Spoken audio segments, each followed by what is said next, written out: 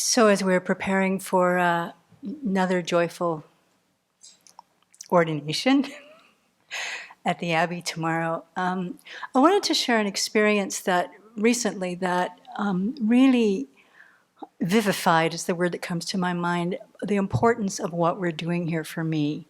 So stick with me. It goes to maybe some funny places, but I want to share with you what I recently realized and learned from being and visiting my family in Atlanta. I went there to give some talks with Venerable Rinchen, to give some talks in Atlanta, and then because that's where my family is, basically, Atlanta and Chattanooga, I stayed a few days to visit with them as well. And while we were there, I also fulfilled something I've wanted to do for the last 5 years, which was to go visit the memorial, the Equal Justice Initiative's Legacy Museum and National Memorial for Peace and Justice in Montgomery while we were there. So let me give you a little background about how we got there. And so I'm sitting with my niece. We've already been to the museum. The teachings are over, and now I'm just with family, and we've already been to the museum, and I've really been thinking about what we saw there. The Equal Justice Initiative originally, as Brian Stephen established it, to find justice for people for whom there is no justice in the American justice system. His book called Just Mercy has been read by many, many people, and there's also a documentary film out that many people are watching where you see how he has worked in Alabama, which has no facilities for public defenders for people in the system who have been sentenced to death. So he went there as a lawyer from New York to be the defender and seeking justice for people who have been sentenced to death.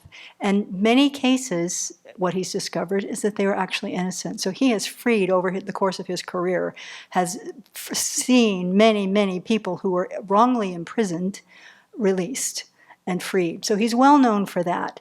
But what his larger mission, or his larger kind of overall view, is to look at the legacy of injustice for African descended people in particular, since they were first brought to this nation as slaves, to be enslaved. And then how throughout the history of our conditioning with that has been perpetuated right up until today into the prison system.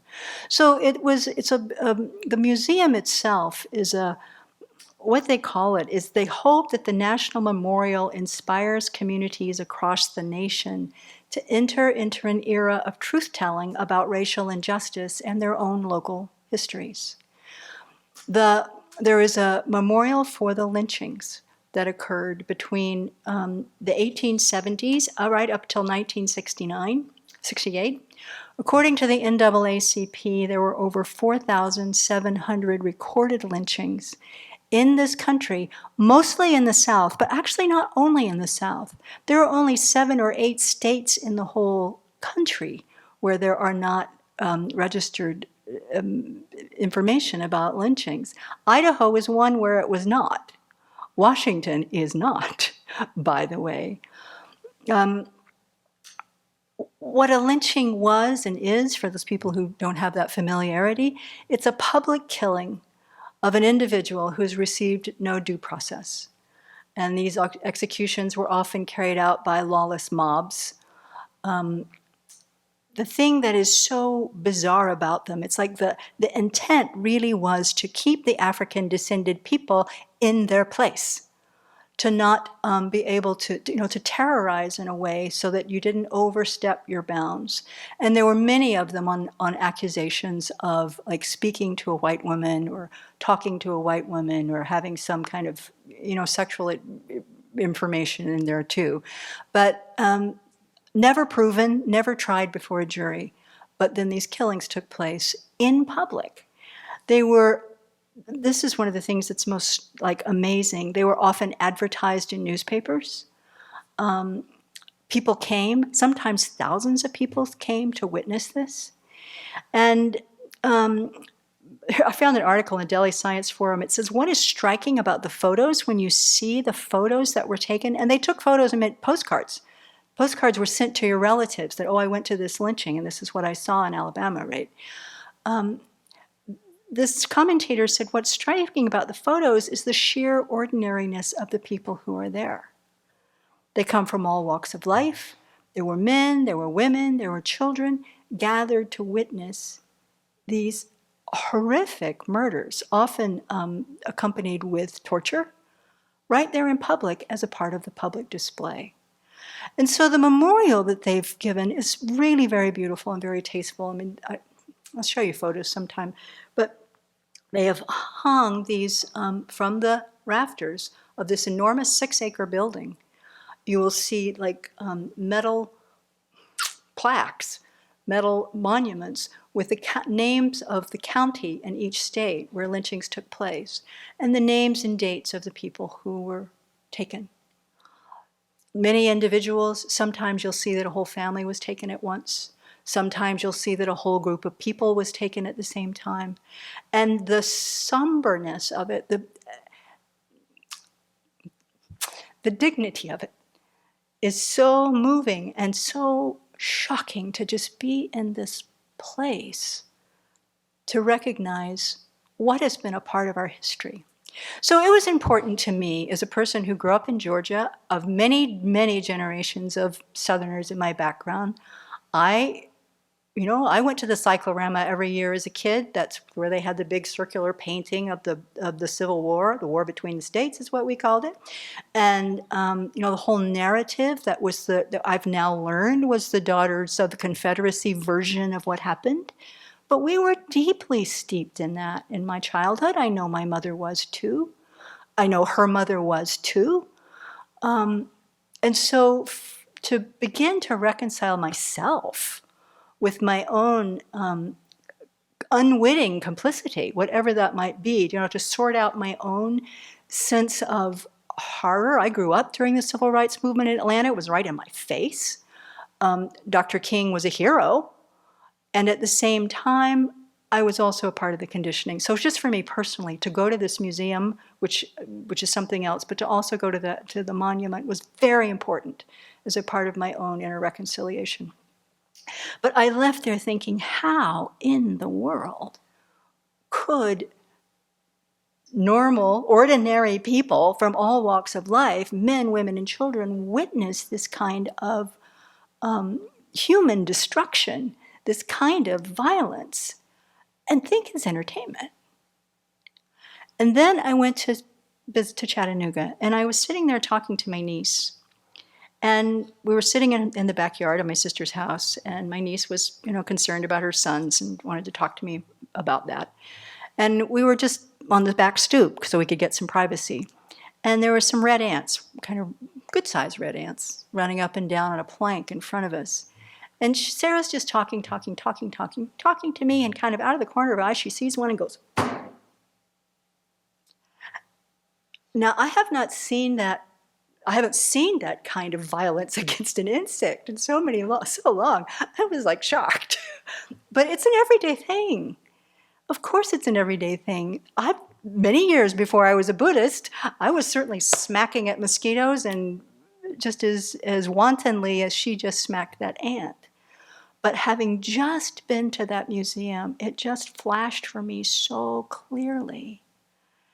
Sarah does not know that ant is a living being who wants to be happy as much as she does, who doesn't want to suffer as much as she does not, and cherishes their life as much as she does. She's never learned that. No one has ever taught her that. And so why would she not, involuntarily even, or just kind of instinctively, smash that which is a small threat to her kids should any of them get stung by the red ant, right?